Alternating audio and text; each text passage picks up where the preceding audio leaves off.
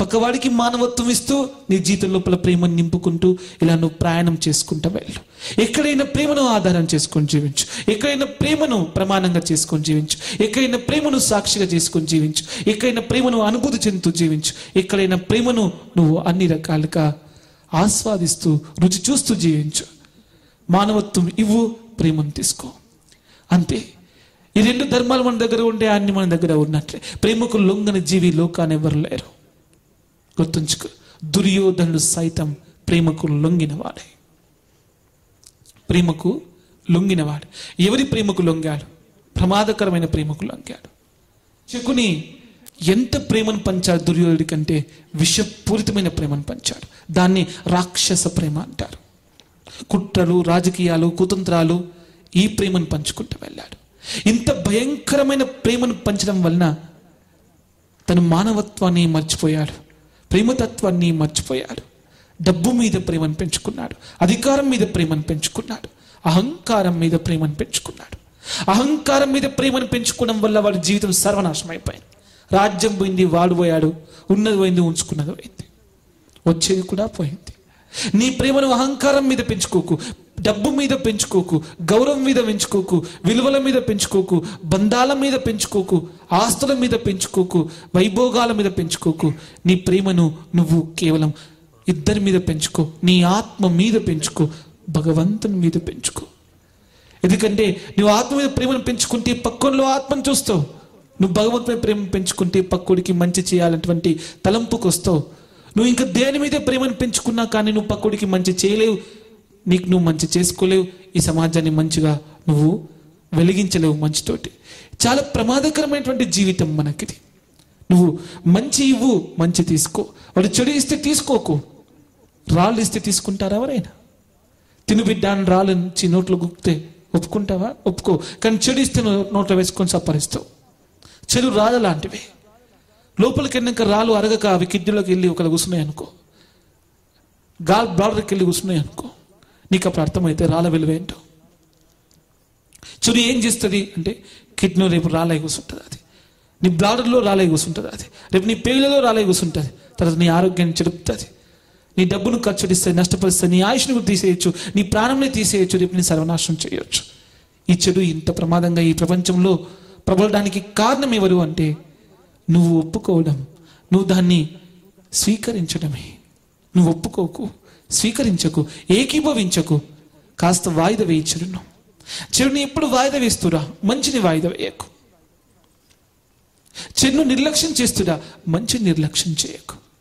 చెడు విషయంలో సోమరిపోతుగా ఉండు, దున్నపోత తయారుగా. చెడు పని చేయాల్సి వస్తే దున్నపోతుగా చక్కగా పడుకో, ఇంట్లో ఏం పని చేయకు. మంచి పని చేయాల్సి మొత్తం కొలాగలేలా గుర్రంలాగా లేచి బయటకు పరిగెత్తుకుంటా. ఇలా నువ్వు చెయ్యి. చెడు విషయంలో నిర్లక్ష్యంగా ఉండు అంటే అర్థం తెలుసా? చెడుని ఎప్పటికప్పుడే ఖండించు అని, ఎక్కడికక్కడనే దండించు, దాన్ని ఎక్కడికక్కడనే అంతం చేయి. దాని విషయం లోపల నిర్లక్ష్యం అంటే వదిలేయడం కాదు నాయన, చూస్తూ అట్లా దాటిపోవడం కాదు నాయన. నిర్లక్ష్యము అంటే దానికి జీవితం లేకుండా చేయడం. ఎందుకంటే లక్ష్యం లేకుండా చేయడమే నిర్లక్ష్యం. దానికి ఏ లక్ష్యం లేకుండా చేయడం అంటే అర్థం ఏంటి? దానికి ఏ జీవితం లేకుండా చేయడమే. సో మీ కుటుంబాలలో, మీ పిల్లల దగ్గర, మీ భర్తలు, మీ భార్యలు, మీ యొక్క తల్లిదండ్రులు, మీ బంధువులు, స్నేహితుల దగ్గర మీ యొక్క జీవితం లోపల ఎక్కడ బలహీనత ఉన్నా, ఎక్కడ చెడు ఉన్నా దాన్ని ఒకటి వేల నుంచి దాన్ని తల్లి వేరు నుంచి బయటకు తీసే ప్రయత్నం మీరు చేయండి. లేకపోతే మీరు ముందుకు వెళ్ళడం అనేది కార్యక్రమం ఇప్పటికీ సక్సెస్ కాదు, సాధ్యం కాదు. మగ అంటే అర్థం అదే. మగ అంటే ఏంది? అర్థం అదే. చెడును జీవింపనీయకూడదు, మంచిని వెలగకుండా చేయకూడదు. నువ్వు మంచిని వెలిగిస్తూ చెడును ఆర్పివేస్తూ ఈ నడక నువ్వు సాగించాలి ఈ లోకాన.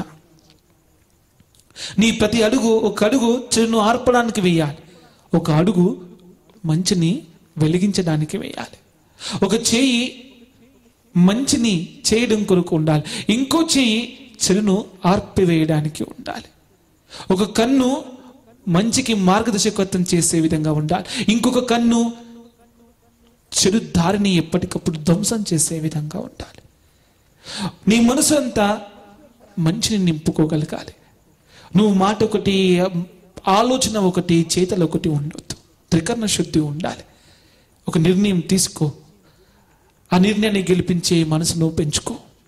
ఒక మాట మాట్లాడు, ఆ మాటని గెలిపించుకునే ప్రయత్నం చేయు. ఇది నీ జీవిత యాత్ర కావాలి. నువ్వు ఒకటి మాట్లాడి ఒక నిర్ణయం తీసుకోకు, ఒకటి మాట్లాడి ఒక పని చెయ్యకు.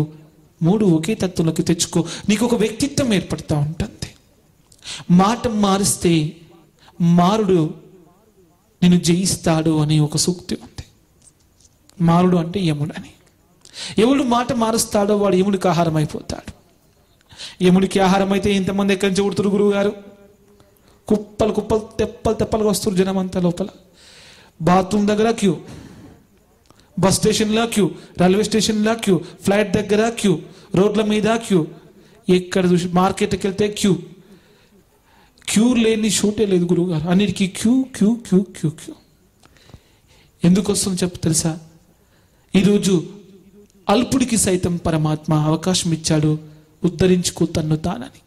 క్షమాభిక్ష ఎక్కువ మంది పెడుతున్నాడు, అందుకే ఎక్కువ మంది ఉడుతున్నారు లోకంలో మూర్ఖులు. క్షమాభిక్షకు బాగా ఇచ్చేశాడు పరమాత్మ. కలి అంటే క్షమాభిక్ష అని అర్థం. తెలుసా మీకు? అది తెలియదు. కలి అంటే ఏంది?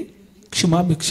మన రాష్ట్రపతి ప్రతి అడ్డమైన వాడికి క్షమాభిక్ష పెట్టిండి అనుకో, ఈరోజు దిల్సుఖ్ నగర్ బాంబే కాదు నాయన, ఇంటికో బాంబే వెళ్తుంది. ఆయన ఎక్కడంటే అక్కడ క్షమాభిక్షలు ఎవరికంటే వారికి ఇవ్వకూడదు కదా. దేశ శ్రేయస్సు, ప్రజా శ్రేయస్సు చూసుకునే కదా వారు ఇస్తారు. కానీ పరమాత్మ అవి చూడట్లేదు. అందరికీ క్షమాభిక్ష పెట్టాడు, ఇంటికో బాంబు పంపించాడు. ప్రతి ఇంట్లోకి ఈరోజు బాంబు పడింది. ప్రతి ఇంట్లోకి బాంబు పుడుతుంది. మనుషులు ఉడట్లేదు, బాంబులు ఉడుతున్నాయి. జాగ్రత్త నాయన. వాడు ఎవరి మీద పడి ఏం చేస్తాడో తెలియదు, వాడు రేపు ఏమవుతాడో తెలియదు. కొద్ది ఇప్పటి నుంచి పిల్లల్ని సంస్కరించండి, ఇప్పటి నుంచి వారిని ఉద్ధరించండి, ఇప్పటి నుంచి వారికి మార్గదర్శకత్వం చేయండి, ఇప్పటి నుంచి మంచిని అలవాటు చేయండి. ఇప్పుడు చేయకపోతే రేపు చేతులు కాళ్ళంక ఆకులు పట్టుకున్నట్టు పరిస్థితి ఏర్పడుతుంది. ఇప్పటి నుంచి వాడిని ఉద్ధరించే ప్రయత్నం. చిన్నగా ఉన్నప్పుడే వాడు తప్పుగా మాట్లాడితే చెంపలకి ఒకటి కొట్టి, అట్ట కాదురా ఇట్లా, అటు కాదు ఇటు, అది కాదు ఇది, అలా కాదు ఇలా, నువ్వు ఆ స్నేహం చేయొద్దు, ఈ స్నేహం చేయి. పిల్లకు ఎలా స్నేహం చేయాలో కూడా తెలియదు, కానీ నేను నేర్పాలి. స్నేహం చేయమంటే బాగా మార్కులు వస్తే చూడు అని పక్క పంట కూర్చుంటావు. బాగా మార్కులు వచ్చినంత ఉత్తములు కాదు బిడ్డ. ఏ మార్కులు రానివాడు అదముడు కాదు. అర్థమవుతుంది? మార్కులను బట్టి జీవితాలు సమాజం వెలగట్లేదు. తత్వాన్ని బట్టి, వ్యక్తిత్వాన్ని బట్టి, వాళ్ళలో ఉండేటువంటి ఒక ప్రతిభను బట్టి వెలుగుతాయి అంతే. మార్కులతోని జీవితాలు వెళుతాయి కాలం పోయింది ఎప్పుడు. ప్రతిభకు ఇప్పుడు పెద్ద పీఠం వేసింది మార్కెట్. వాడికి ఎన్ని మార్కులు వచ్చే చూడట్లేదు, ఎంత ప్రతిభ ఉందో చూస్తున్నారు. ఎంత హార్డ్ వర్క్ చేయగలడు, ఎంత ఆనెస్ట్గా ఉండగలడు, ఎంత సిన్సియారిటీ ఉంది, ఎంత డిసిప్లిన్గా ఉంది. వీడు ఎట్లా మారుస్తే అట్లా మారుతాడు, ఫ్లెక్సిబుల్. ఇవి చూస్తున్నారు అక్కడ. మీ పిల్లలకు కూడా అవి నేర్పండి. ఇంటికి రాగానే నేను ఆడుకోవడానికి వెళ్తానమ్మా అని చెప్తే సంతోషపడకండి. వాడు ఏ మాట ఆడుతుండో కాస్త చూడండి, ఏ మాట ఆడుతుండో చూడండి. ఎందుకంటే 9వ తరగతి పిల్లవాడు 5వ తరగతి అమ్మాయిని లేపుకుని పోయిండు ఉత్తరప్రదేశ్లో. పోనీ బాధ లేదు. స్టేషన్కి వెళ్ళి మాకు పెళ్లి చేయండి అని గొడవ దిగిండ్రు. ఇప్పుడు పెళ్లి చేసుకొని ఏం చేస్తారా అంటే, మేము ఏమన్నా చేసుకుంటాం, అది మా ఇష్టం, మీరు పెళ్లి చేస్తారా చేయరా, మా అమ్మ నుంచి మనం కాపాడండి, మా ప్రేమ జంటను విడదీయద్దు. ఆ పాప ఏమంటారు sir, I love you, I love him, ఇంగ్లీష్లో I love him, I marry him, I like it నేర్పింది దానికి. రేపు 3వ తరగతి అమ్మాయి 5వ తరగతి అబ్బాయి లేచిపోయిన మీరు ఆశపడాల్సిన అవసరం లేదు. పిల్లలకి ఆ సంస్కృతి వస్తుంది. సినిమాలు చూస్తున్నారు, లేస్తున్నారు అంతే. సీరియల్ చూసి ఈ మధ్య సీరియల్ కూడా పిల్లలు అలవాటు పడ్డారు. అమ్మా ఏమంటుండే వాడు ఏమంటుండారా అని, అరే వీడికి ఎంత చూసినావా ఇంత చిన్నప్పుడు వీడికి ఎంత ఇంట్రెస్ట్ సీరియల్ మీద. అని చెప్పి వానికి సీరియల్ బోధిస్తున్నారు అమ్మ నాన్న. ఎందుకంటే వాడు వచ్చి ఒకరోజు నాకు సీరియల్ చెప్తున్నాడు, చిన్నపిల్లాడు. చాలా చక్కని సీరియల్ తెలుసా అది, మొగల్ రేకులు. ఆ సీరియల్ గురించి వాడు చెప్తున్నప్పుడు ఆశ్చర్యం వేసింది. ఈరోజు వీడు రేపు ఏమవుతావురా అంటే అచ్చం అలా యాక్టింగ్ అట్లా అవుతా. ఏది చూపిస్తే అవుతా అంటారు వాళ్ళు. గాడిని చూపిస్తే గాడిద అవుతా అంటారు, ఎద్దుని చూపిస్తే ఎద్దు అవుతా అంటారు, సింహాన్ని చూపిస్తే సింహాన్ని అవుతా అంటారు. ఓ వివేకానందుని, ఒక శాస్త్రజ్ఞుని, ఒక తత్వజ్ఞుని, ఒక మంచి నాయకుని చూపిస్తే అలా అవుతా అంటారు. మీ పిల్లలకు ఇట్లాంటి యొక్క దుశ్చర్య నేర్పకండి. మీరు చూడకండి, వాళ్ళని చూడనీయకండి. మా పిల్లలు ఊకే టీవీ చూస్తున్నారు, గురువు గారు కొద్దిగా మార్చండి. మరి నువ్వేం చేస్తున్నావు తల్లి? నేను అప్పుడప్పుడు రోజుకు ఒక 5 సీరియల్ అట్లా చూస్తా. అప్పుడప్పుడు 5 సీరియల్, ఒక్కొక్క సీరియల్ 1/2 అవర్, 2.5 గంటలు. ఓ సినిమా రోజుకో సినిమా చూస్తుందా తల్లి? మీరు ఇలాగ సీరియల్ చూడకండి తల్లి. సీరియల్ అంటే అర్థం తెలుసా మీకు? తెలియదు. ధారావాహిక అంటారు దాని తెలుగులో. ఏమంటారు? ధారావాహిక. ధర అవాహిక అని అర్థం దానిలో. ధారావాహికలో ధర అవాహిక అని ఒక అర్థం వస్తుంది. ధర అంటేందో మూల్యం. ధర అంటేంది మూల్యం. అవాహిక అంటే ప్రవహించకుండా చేయడం, అంటే నీకెటువంటి విలువలు నీలో లేకుండా చేయడం. ధర అంటే జీవితము, అవాహిక అంటే ప్రవాహం. నీలో జీవితము నీ ప్రవాహం లేకుండా చేయడం. వాడి ప్రవాహం, వాడి కరెంట్ నీకు కనెక్ట్ అవుతుంది, ఇక నీ కరెంట్ అంతా పోతుంది.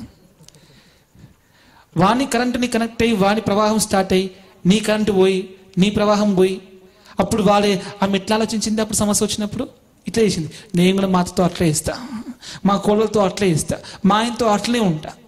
ఇట్లనే వింటారు, లేకుంటే వినరు వీళ్ళు. బాగా బలంగానే మీరు సంకల్పాలు చేసుకుంటున్నారు, కానీ ఇంట్లో ఎన్ని సమస్యలు ఉత్పన్నమవుతున్నాయో చూడు. ఆ కథ వేరు.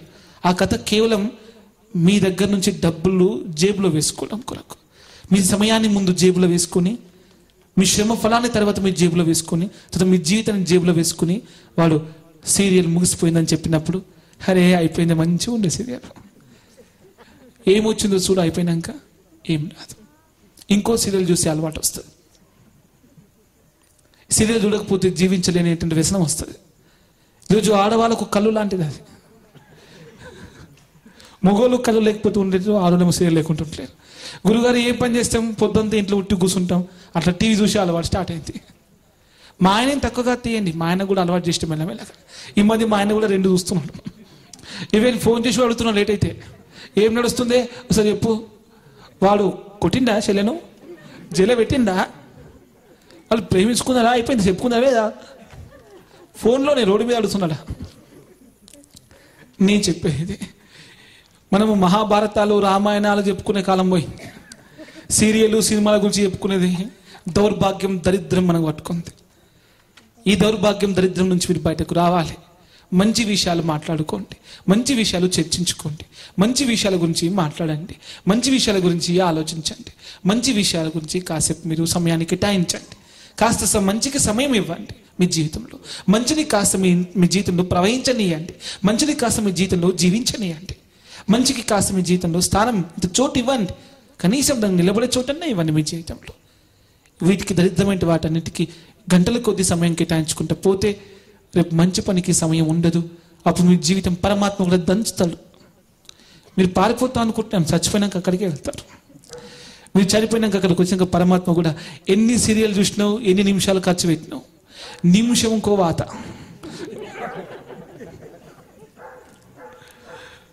నిమిషం ఇంకో వాత చొప్పున పెడితే నువ్వు పులికి ఎన్ని వాతలు ఉన్నాయో ఇట్లా అందమైన వాతలు వస్తాయి. ఆ వాతలు కూడా నువ్వు ఒకవేళ టాటూ వేయించుకుంటా అనుకుంటావేమో. మనుషులు ఈ కాలంలో శిక్షను కూడా బ్లెస్సింగ్స్గా తీసుకుంటున్నారు. మేధావితనం మరి మనది. వాడు చెడు చెప్తే ఏమాయా ఈ మధ్య నువ్వు లంచ్ అవతరం ఎత్తే పెద్దగా ఎత్తినవట అంటే ఏదో దేవుడి దయ నడుస్తుందండి. లంచ్ అవతారం పెద్దగా ఎత్తినవరా అంటే దేవుడి దయ నడుస్తుంది అంటే ఏమన్నారు అవన్నీ గర్వంగా చెప్తున్నాడు. గురువు గారు అంత కామన్ అండి సమాజంలో, మీరు పట్టించుకోవద్దు అలాంటివి. మీకు డొనేషన్స్ వస్తున్నాయా లేవా, మేము సేవ చేస్తామా లేదా చూసుకోండి అంతే. అంతేకాని మా లంచావతాలు మా మంచావతాలు మీకు ఎందుకండి? ఇవి ఈరోజు నడుస్తున్నటువంటి దుచ్చరేకైన కార్యక్రమాలు తండ్రి. మీకు అదే చెప్తున్నాను, మంచి నీ ఆత్మకు బలాన్ని ఇస్తుంది, చెడు నీ ఆత్మ యొక్క బలాన్ని చంపుతుంది. నీ ఆత్మను చంపే కార్యక్రమం మీరు చేయొద్దు, మీ ఆత్మను వెలిగించుకునే కార్యక్రమాలే మీరు చేయాలి. అందుకే చెప్తున్నాను, సీరియల్ గురించి సినిమాల గురించి చర్చ కాస్త ఆపండి, దానికి బదులుగా కాస్త మంచి విషయాలు చర్చించండి. మీ పిల్లల భవిష్యత్తు ఎలా, మీ భవిష్యత్తు ఎలా, మీరు ఇంకా ఎంతకంటే ఎక్కువ సుఖంగా జీవించలేరా, ఇంతకంటే ఎక్కువ తృప్తిగా జీవించలేరా, ఇంతకంటే ఎక్కువ ఆనందంగా జీవించలేరా, ఇంతకంటే ఎక్కువ ఆరోగ్యంగా జీవించలేరా, ఇంతకంటే ఉత్తమ పని ఇంకోటి చేయలేరా, ఇంతకంటే మీరు గొప్ప పనులు చేయలేరా, ఇంతకంటే గొప్ప జీవితం జీవించలేరా, ఇంతకంటే గొప్ప వాళ్ళు కాలేరా, ఇంతకంటే మీకు ఉత్తమమైనటువంటి జీవితం లేదా, ఇంతకంటే ఇక మంచి జీవితం లేదా అని ఒక ప్రశ్న వేసుకోండి. ఉన్నదాంతో తృప్తి పడు అంటే అర్థం చెడు విషయంలో వెళ్ళకు అని, అంతే తప్ప మంచిలో పెరగకు అని కాదు, మంచిని పెంచుకోకని కాదు, మంచిని లోపల ఉంచుకోకని కూడా కాదు నాయన. నువ్వు కాస్త మంచిని బయటకు వెదజల్లే ప్రయత్నం చేయి. భగవంతుడు ఎక్కడున్నాడో తెలిసిన, నువ్వు మంచి కోసం కష్టపడేవాడు ముందున్నాడు. ఎక్కడ అడుగుతారు కదా, మంచివాడు కష్టపడుతూ ఉన్నప్పుడు వాని ముందు ఉంటాడు. అందుకే ఆ మంచి కష్టాన్ని తగ్గనీయాడు. అది కూడా ఒక సీరియల్ లాగా ధారావాహికలా నడుస్తుంటుంది. మంచివాడి కష్టాలు చూడండి ఎట్లా వెళ్తుంటాయో, ఒకదాని వెనుక ఒకటి, ఒకదాని వెనుక ఒకటి, ఒకదాని వెనుక ఒకటి, సీరియల్ లాగానే వస్తాయి. అవి ఎపిసోడ్ వైజ్ వస్తాయి, మరి రోజుకు ఒక్కో ఎపిసోడ్, ఒక్కొక్క మలుపు తిరుగుతుంది. నిన్నటి కంటే ఈరోజు కొద్దిగా బెటర్ లేవే, నిన్న చాలా కష్టం అనిపించింది, ఈరోజు కొద్దిగానే కష్టం అనిపించింది. ఇట్లా చెప్పుకోవాల్సి వస్తుంది ఇంటికి వచ్చి కష్టాల గురించి. నిన్న మా ఆయన బాగా తిట్టిండు, ఈరోజు కొద్దిగా తిట్టిండు. మొన్న బాగానే కొట్టాడు, ఇక ఈరోజు తక్కువ కొట్టాడు, నిన్నటి కంటే ఈరోజు చాలా బెటర్. ఇవి మంచి కార్యక్రమాలు కావు, మీరు దాన్ని భరించారు. ఆయన ఈ తిట్లు, ఈ కొట్లు, ఈ చెడు, ఈ యుద్ధాలు వద్దు తండ్రి. ఇంట్లో నేను కోరుకుంది ఒకటి, శుభాన్ని స్థాపించండి అంటున్నాను. ఇంట్లో శుభమైన మనస్సు, శుభమైన మాటలు, శుభమైన ఆలోచనలు, శుభమైన చేతలు, శుభకరమైనటువంటి ఒక జీవన శైలి, దీన్ని అలవర్చుకోవడం కొరకు మీరు పెద్ద పెద్ద త్యాగాలు, పెద్ద పెద్ద సమర్పణలు చేయాల్సిన అవసరం లేదు. చిన్న చిన్న త్యాగాలు చేయండి. మాటను, నాలుకను కొద్దిగా బ్రష్ కడిగినట్టు మీ మాటలను కాస్త కూడా కడగండి. ఒక మాట అనేటప్పుడు ఎదుటి వ్యక్తి ఎంత బాధపడతాడో ఆలోచించి మాట్లాడండి. నీ మాటల వల్ల ఇంకో వ్యక్తి బాధపడొద్దు, నీ మాటలు ఇంకొక వ్యక్తిని హింసించొద్దు, నీ మాటలు ఇంకొక వ్యక్తిని దిగజార్చవద్దు, వాడిని చిన్నగా చూడొద్దు, ఇంకొక వ్యక్తికి నష్టం కలగొద్దు, కష్టం కలగొద్దు అనే తత్వం నేర్చుకున్నా, అంతే. Simple matter. నీ ఆలోచన ఇంకొకరికి హింస కలగొద్దు, నీ మాటలు ఇంకొకరికి హింస కావద్దు, నీ చేతులు ఇంకొకరికి హింస కావద్దు, ఇంతే. మంచితనం అంటే ఎంత, చాలా చిన్నది. ముందు మీ ఇంటి వాళ్ళని హింసించకండి. నాలుక మీద కత్తులు పెట్టుకొని, చేతులలో సూదులు పెట్టుకొని తిరగకండి. నాలుకతో కత్తిరిస్తారు, చేతులతో కుడతారు. అట్లా కాదే ఇట్లా అనుకున్నది, ఆ గాయం మాత్రం మానదు. నేను క్షమించవచ్చు, మర్చిపోవచ్చు, కానీ ఆ గాయం మీద కురుదు లేచి నిన్ను తిడుతుంది. ఆడవాళ్ళకు కూడా ఒక అవకాశం వస్తుంది, నీకు 50 ఏళ్ళు వచ్చినాక. 45 దాకా నీ రాజ్యం, 46 నుంచి అంత ఆడవాళ్ళది రాజ్యం. ఇంట్లో సాల్తీ చెప్పొచ్చినావు, చూడలేదా ఎన్ని రోజులు, నువ్వు ఊరుకో. వాడు చెప్తున్నాడు విను, వాడు వేస్తాడు చూడు, లేదా మేం చేస్తాం చూడు. నువ్వు సప్పుడేక డబ్బులు తీసుకొచ్చి పెట్టు. ఎక్కువ మాట్లాడుతామంటే మంచిగా ఉంటా. ఎన్ని రోజులు ఉద్ధరించింది, ఇప్పుడు వచ్చి ఉద్ధరిస్తాడట ఆయన. ఈ మధ్యలో స్టార్ట్ అయింది ఇంట్లో. ఆయనకు 46, 47 వచ్చినాయి అంటే ముసలోడు అంతే ఇంట్లో. ఈ పరిస్థితి మీకు రావద్దు అంటే ఈరోజు మీ చేతలు, మీ మాటలు, మీ మనసు స్పష్టంగా చాలా బాగుండాలి. 60 ఏళ్ళు కాదు, చివరి శ్వాస అప్పుడు కూడా నాన్న నువ్వు మాకు ఇచ్చే సందేశం ఏంటి, మీ అడుగుజాలు నడుస్తాం, మీ చెప్పిన మరశక్తుల్లో ఉంటాం, మీరు చెప్పిన లక్ష్యంలో మేము జీవిస్తాం అనేటువంటి పరిస్థితుల్లో మీ పిల్లలు ఉండాలంటే మీరు ఎంత ఎత్తుకు ఎదగాలో ఆలోచించండి.